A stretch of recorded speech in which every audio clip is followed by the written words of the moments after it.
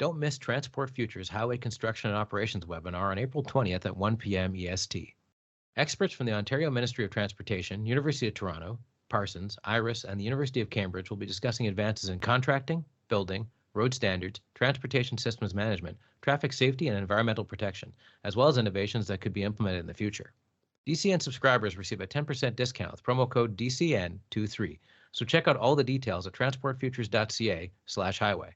Proudly sponsored by DCN.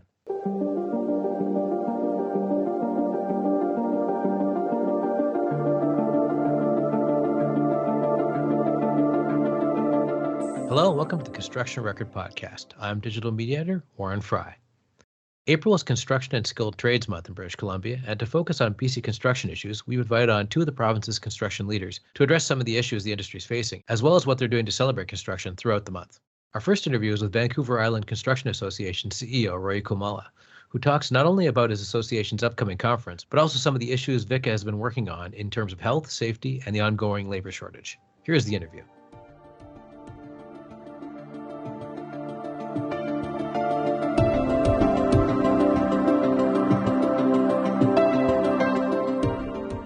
We're here today to talk about BC Construction Month specifically. This is BC Construction Month, April, and a bunch of different associations across the province are participating, and including VICA. And maybe you could go into what VICA is doing this month, including a conference they're holding.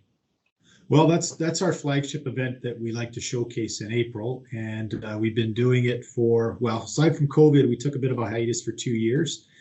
We did try to host it virtually a couple of years ago, but we're back, and it's an industry conference that we host in Victoria. We open it up to everyone in our sector, and the idea is just to bring up information, get our participants together in one room, have conversations that are relevant to the construction sector, and ultimately, our goal is to enhance the relationships and how we do our jobs out there.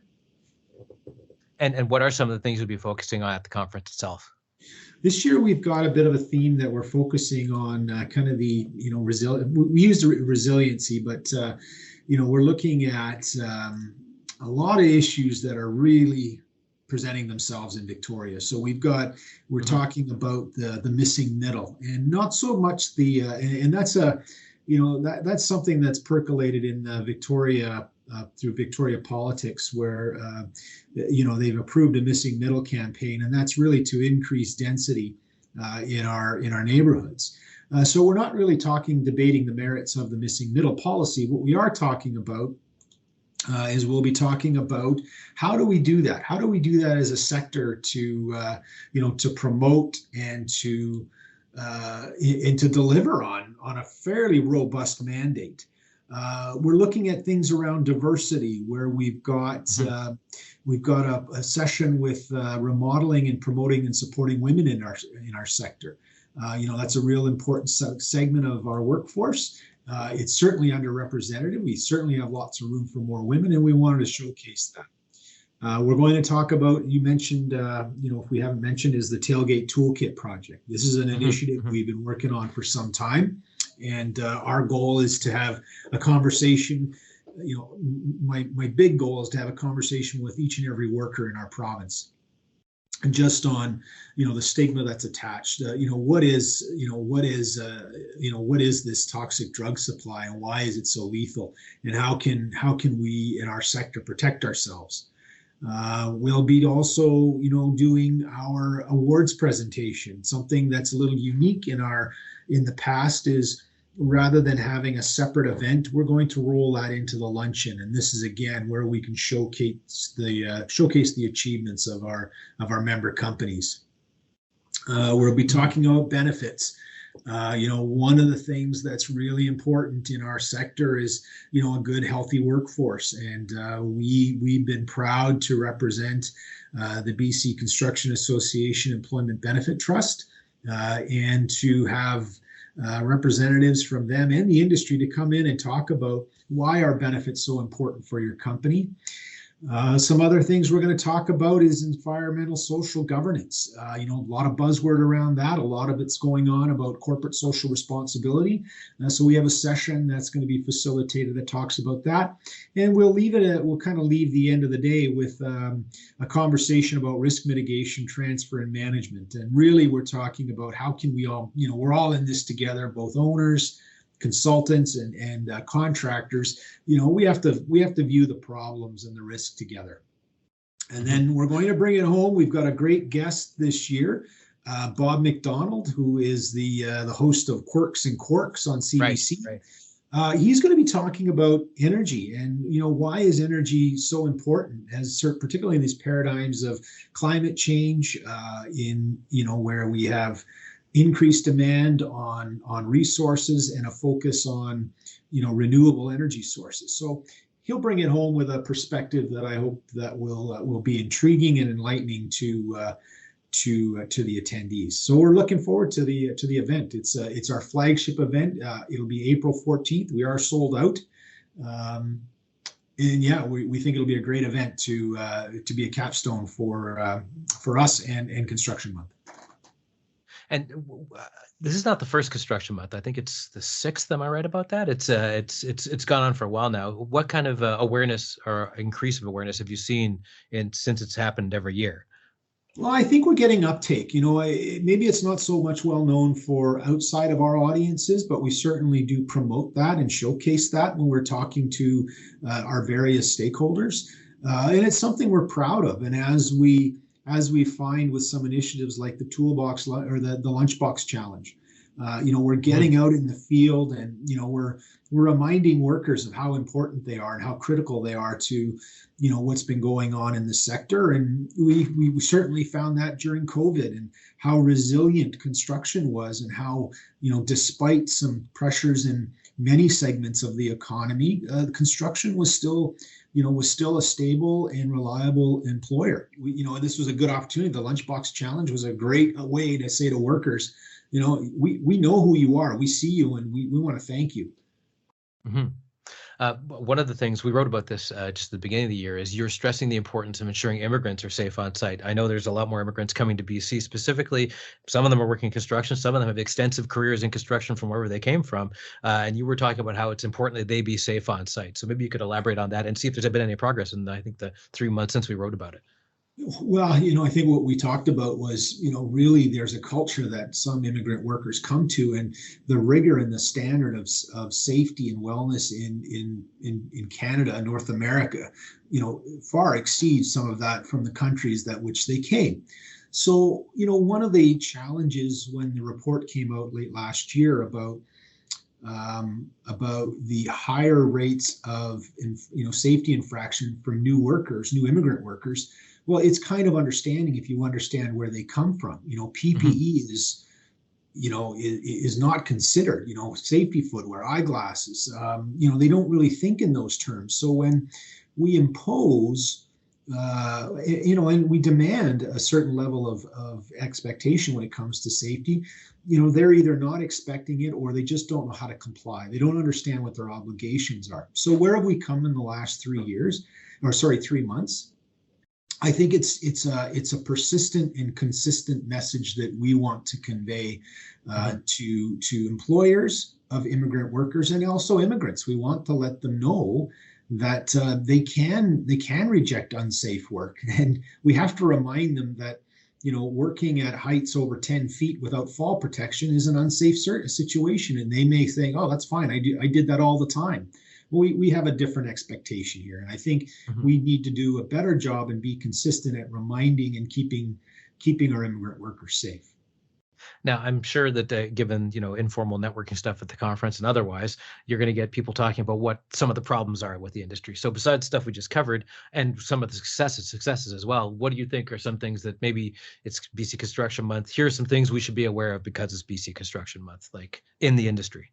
Well, labor. We're so short of labor right now that, this is an excellent opportunity to showcase to our community that, what is the value that construction brings, both from an opportunity for employment and also from a necessity of what we need to do to just keep building homes. So, I think when we're looking at the, where we've come in the last couple of years to, having a month to ourselves, and, throughout the province, we're each able to, articulate or showcase, opportunity. I think I think it's timely.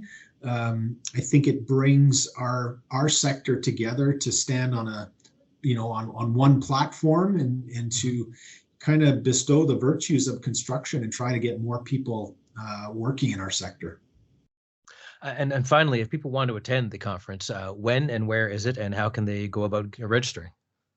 Well, I'm proud to say we have sold out. We do have we do have a waiting list. It'll be this Friday at all day. It starts with a breakfast at 7:30, and we'll close it out with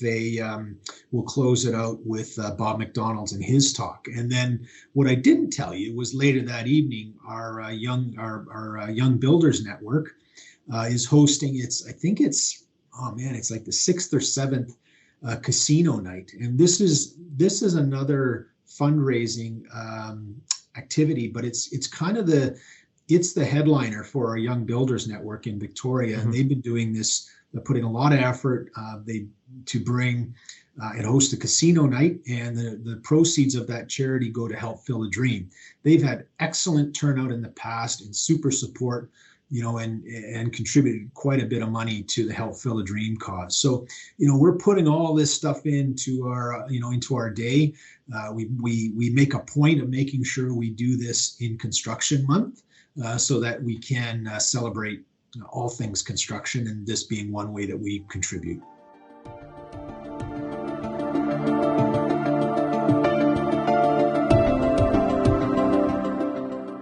Our second interview is with British Columbia Construction Association President Chris Atchison, who talks about prompt payment, apprenticeship, and more. Here's my talk with Chris.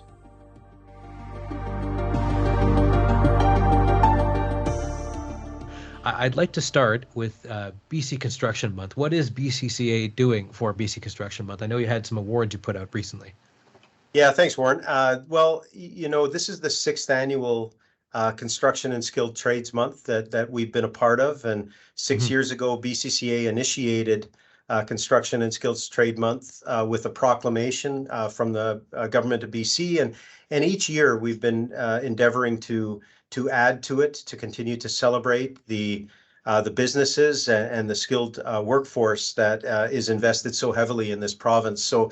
But I think it's important to know that while we are the steward of Construction and Skilled Trades Month in BC, we really want to share it with all the other associations that support the construction industry, and of course the thousands of contractors and hundreds of thousands of people who work in the industry to build the province. So this year we've added something new. We've added contractor breakfasts, and we're hosting them at the 4 regional construction associations once each week to start each week of Construction Month. So last week we were appreciative to be at the Vancouver Regional Construction Association for our contractor breakfast launch, and then earlier this week we were up in Kelowna at the Southern Interior Construction Association for theirs. There'll be a contractor breakfast in Prince George next Monday, and then the final week we'll see the contractor breakfast come to the island. So that's a new addition, just making sure that contractors know that they can gather and celebrate their week. We've got lots of swag associated with that, so T-shirts and hard hat stickers and carpenter's pencils and other things that are becoming familiar with our Built Right campaign throughout the month.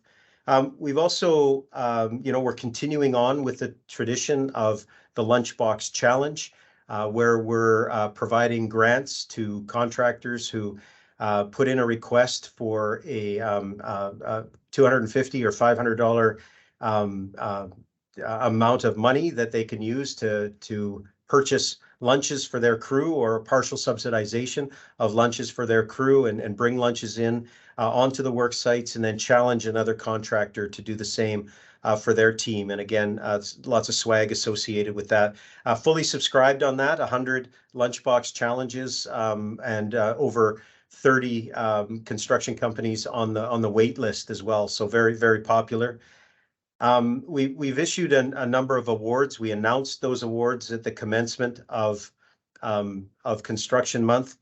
We've got not only our awards for transformation of construction industry culture, demonstrated through our Builders Code Awards, but we're also offering awards this year, and we announced those awards for the best in public sector procurement. We have to acknowledge that the public sector makes up a big part of the work that we do.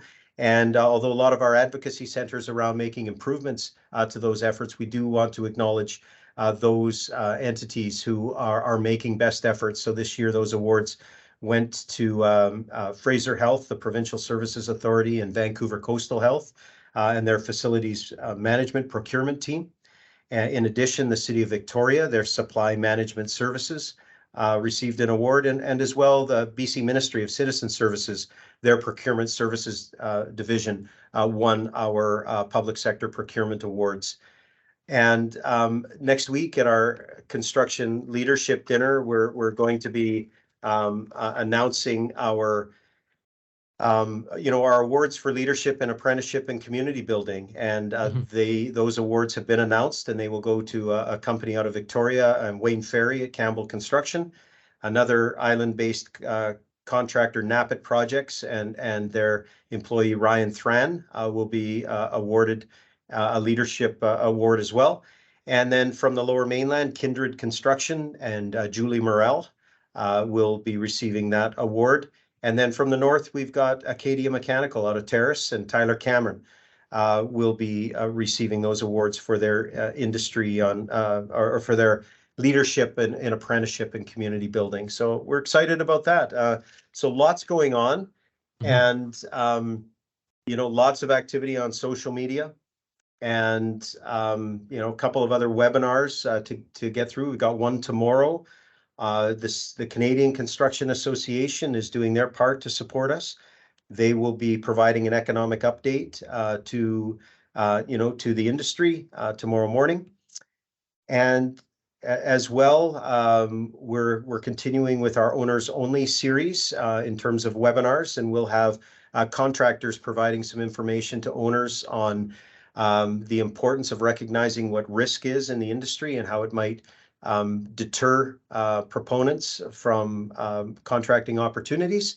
And we're really excited to be announcing our new guide, which is, I'd say it's a companion piece to our Builders Lean Guide that was launched a number of years ago. And this will be our closeout guide, will be launched at the end of April, and to what sure is going to be a valuable resource for the construction community. So that's just things that we've got underway, Warren, but there is so much more going on to help celebrate the tremendous amount of work and effort that goes into building this province.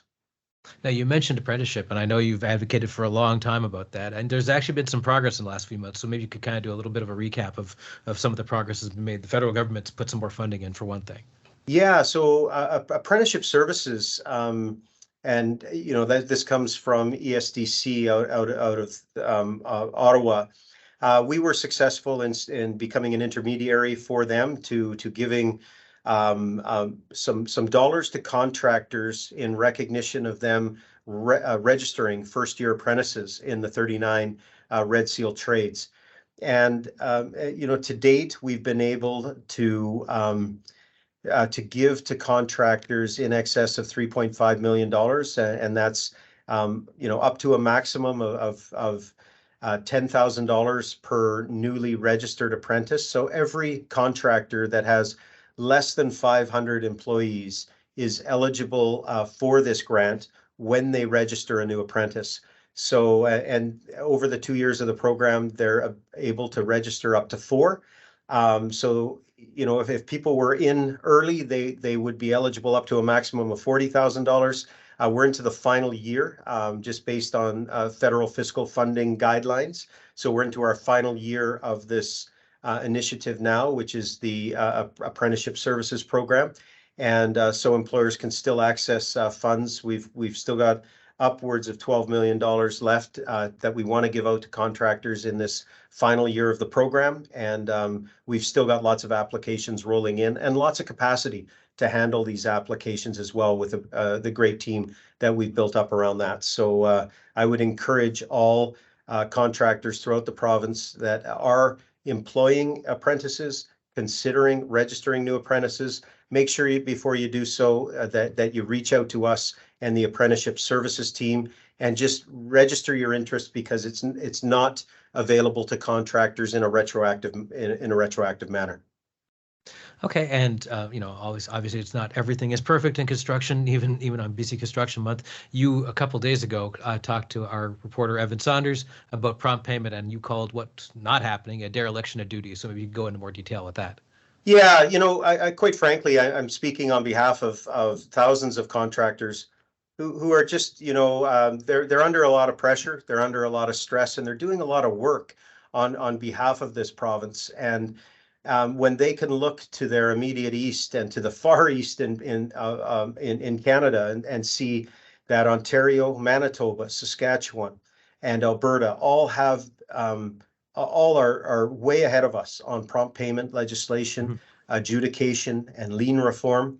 And we've been asking for a number of years. We've been asking our current premier, when he was in the position of the Attorney General and Minister responsible for housing, to sit down, to talk with us, to understand what's going on in other jurisdictions, to really recognize the benefits of having meaningful legislation that costs the province nothing, but means so much to the thousands of tradespeople, the thousands of contractors who are building this province. Payment certainty is going to be something that one day, when we have this in place, we'll be able to look back and say, what took us so long?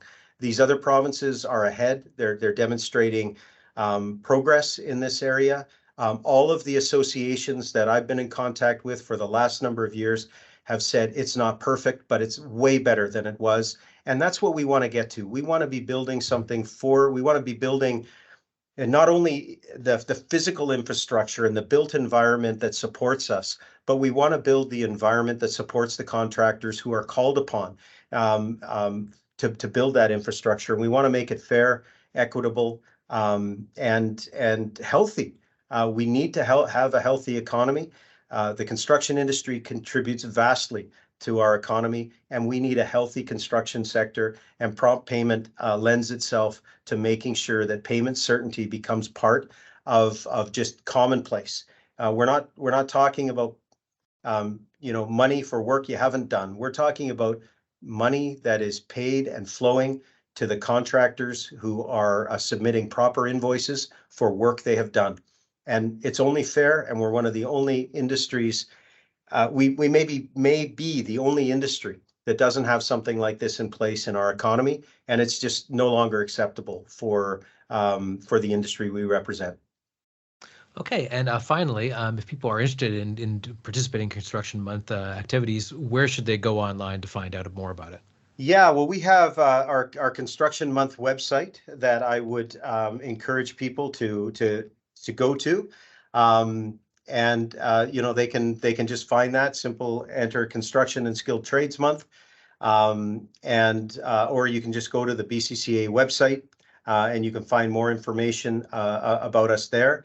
And but there's always things that people can do, and what we would encourage folks to do is if they're having something that they want to acknowledge in a foundations class that's graduating, on a work site that they want to champion, just take a picture and submit it to to our to the support at BCCA, and we'll make sure that we're socializing that along with you, or tagging us in your social media. So we just really want the entire industry to celebrate what's happening with Construction and Skilled Trades Month, and the more the merrier. We've got a lot to celebrate in this industry.